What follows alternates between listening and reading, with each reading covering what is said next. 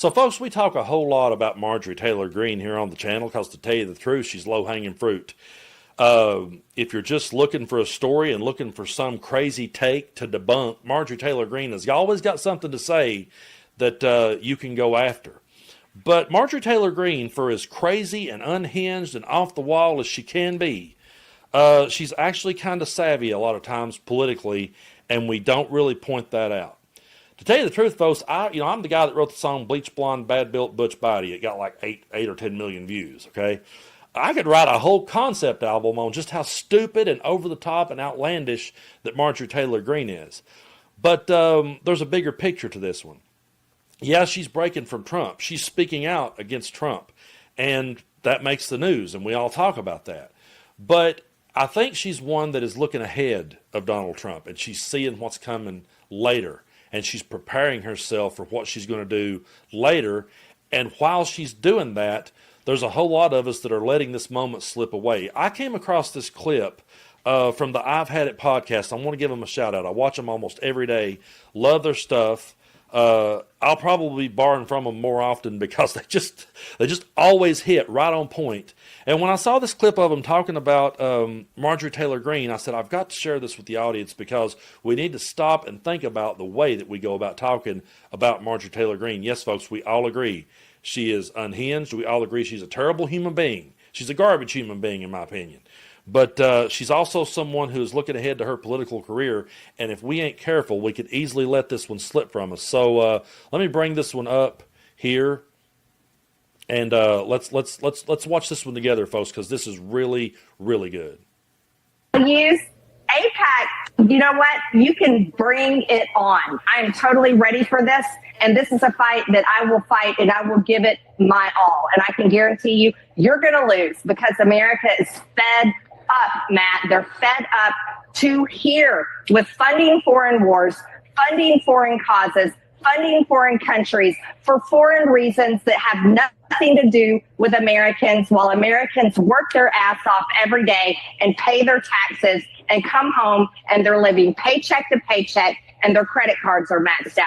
I don't care anymore. I honestly don't care. So I'll burn this bridge to the ground and I will let the flames light the way. And because this is a fight that needs to happen. Now I want to play Pete Buttigieg on the same issue when he was on Pod Save America. Play the clip. That we, as Israel's strongest ally and friend, you put your arm around your friend when there's something like this going on and talk about what we're prepared to do together.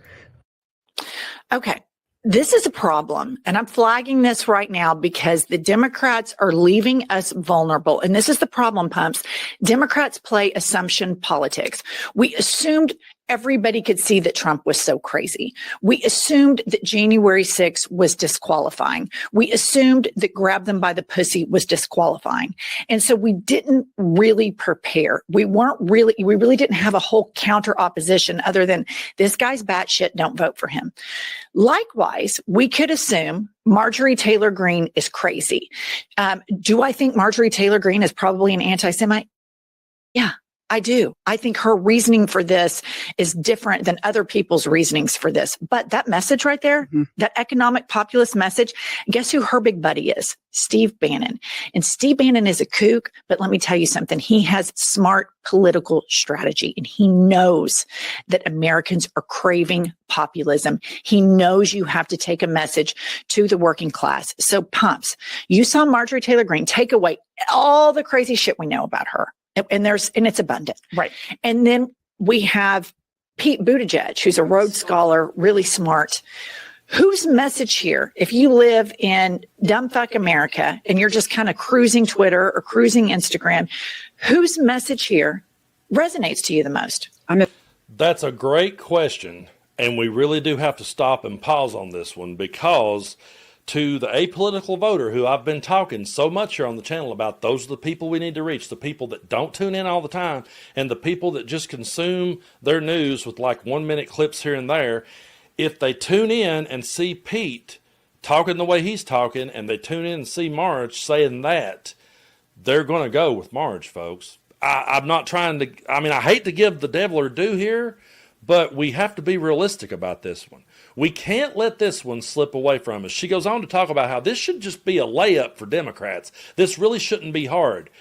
I've always liked Pete Buttigieg, but he badly misread the room on that one. And if he thinks that's going to win people over, it's not at all. What that's going to do is play right into the hands of all the people that says he's just another corporate Democrat. Who's ever going to think that he has everyone's best interest at heart if he goes out there and says crap like that? It's not going to work for him. And when I talk to Democrats on the ground where we're at, none of them is in agreement with shit like that. That's not what he's not reading his base. Marjorie Taylor Greene is. She's reading her base. You can call her crazy, call her stupid, call her anything you want to do. Call her a hateful person, a garbage human. I'll agree with you on all of it. But she's reading that base. And to that person who just randomly tunes in, they see Pete. Yep, that's one of them Democrats. That's one of those establishment dudes. And then they see her.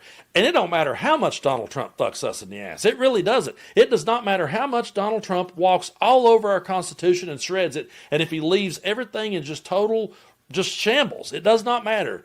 If she can come in at the tail end of all that and go, well, I've been out here kicking against this the whole time. We Americans are fed up and we Americans are pissed off and we're tired of this and we got away from our America First agenda, she will resonate right with that base. And we will have people go out there and misread the room and we'll lose again. I'm not trying to bring down the room. I'm just trying to be realistic. And when I saw that clip, shout out to the I've Had It podcast, I've had it too. And I've had it with our side blowing it because they won't just go for the knockout. I always make boxing analogies, but it's the truth. There's an old phrase called getting someone on the hook in boxing. What that means is when you get someone on the hook, you knock them out. Joe Louis was considered one of the greatest finishers of all time. So was George Foreman. So was Mike Tyson. If they staggered somebody, if they stopped somebody in their tracks, they kept going until that person was flat of their fucking back. They didn't back off and flex at the crowd like they were at the WWE because that's not where they were. They was in a real fight and they fucking knocked the dude out. That's what we have to do. We get someone on the hook, we have to go for it. We can't sit there and misread the room and let someone like Marjorie Taylor Greene slip around us. She's not fooling any of us. We know what kind of person she is. We know she's a liar. We know she's all of those things. But those apolitical people sitting back, the ones that just tunes in and votes for Republicans, like Papaw, they're going to look at that, and if they saw Pete, well, yeah, there he is going to bat for Israel, saying we should put our arms around them. That ain't America first. There's old Marge. And then it makes us look even. Picture this. Picture you're the apolitical voter who randomly stumbles across a clip of Tennessee Brando calling Marjorie Taylor Greene a dumbass. Okay? And then you see Pete say what he said, and then you say Marge say what she said. They're going to say, why's he calling her a dumbass for? Because they're not consuming it every day like we are. They've not seen everything that we've seen. They're not covering it the way we are. They're not looking into it the way that we are. So we have to stop, like she said, with this assumption politics. We have to stop assuming that everyone automatically knows every little detail. They don't. They're just going about their day. They're going to work. They're coming back. They're taking kids to the ball games. They're going to the movies. They're going fishing. They're going whatever the hell they do in their life. They're going about it. Every now and then they consume a clip. They see Marjorie Taylor Greene saying that. Don't matter how bad Trump's screwing up. They'll agree with her. And they'll see someone like Pete say that, and they'll say, well, there's just another corporate shill, so what the fuck? And we're right back in the same boat. And we wind up losing again. We have to read the room. We have to play to the audience in front of us and give the audience what they want. And what the audience wants is fighters. They want people that will go out there and stand up and get in the mud. They also want people that will go out there and stand and listen and talk to people. So if we'll do those things and improve upon our messaging and get out there and get it done, we can get it done. But we're not going to get it done if we let someone like Marjorie Taylor Greene get around us. That's one that we can't. That's just, I don't know. That's like, that's like she should be in any other world, she should be the absolute, not even an underdog. I don't even want to call her an underdog. She shouldn't even be a contender. Not to quote Marlon Brando, but she shouldn't have been a contender at all. She shouldn't even be in this fucking conversation. But she is. And Steve Bannon, love him or hate him, is a strategist who's sitting back trying to figure out how to make it all work. She's always going to vote with Trump. She's always going to go along with Trump. She's still right in Trump's back pocket. Don't let her fool you. She's still every bit as awful as she ever was, every bit as stupid as she ever was. She's all of those things. But she's setting herself up to where when Trump's gone, she's looking ahead. And that's smarter than some of them. And that's really saying something. Considering all the people that's out there, to say Marjorie Taylor Greene is outmaneuvering some of these people is pretty damn scary. Don't let her do it. Okay, and don't miss this golden opportunity. You got a great layup in front of you. You got them on the hook. Finish the fight. Don't let it slip away to someone who should have never even been a contender.